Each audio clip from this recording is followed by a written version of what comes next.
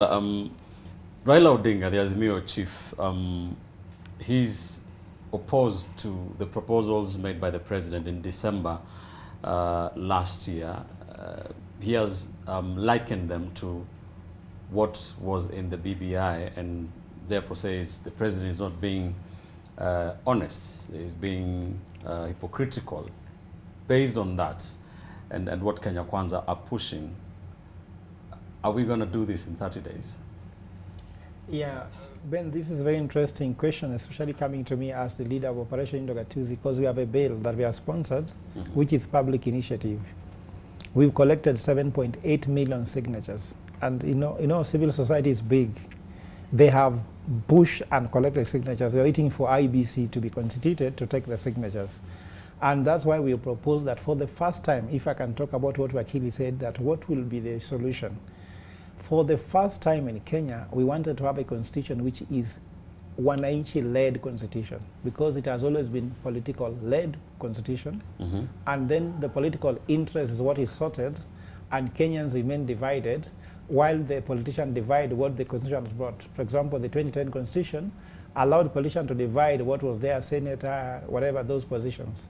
But if you talk about the wananchi-led constitution, you'll find that there will be some things which are having deep-sitting issues.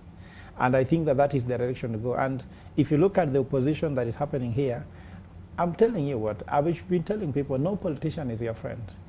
And all is about their interest. If William Ruto accepted BBI to go through, most likely he could not be president.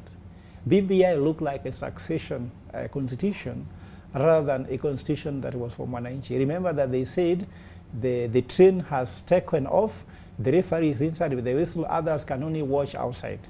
And that's why Kenyans were just watching outside until only Supreme Court stopped them.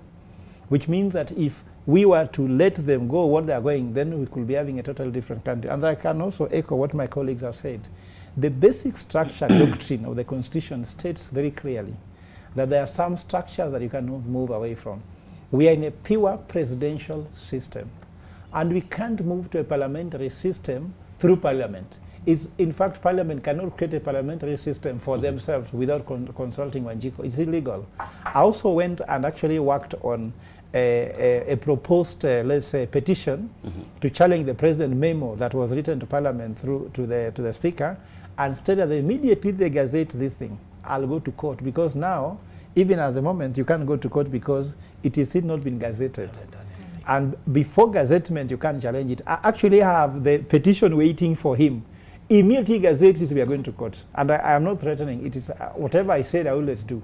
So we need to stop these politicians from creating this chaos. I'm trying to tell you that we are where we are been because of the failed institutions. In fact, I can say this without fear of doubt. We have three arms of government.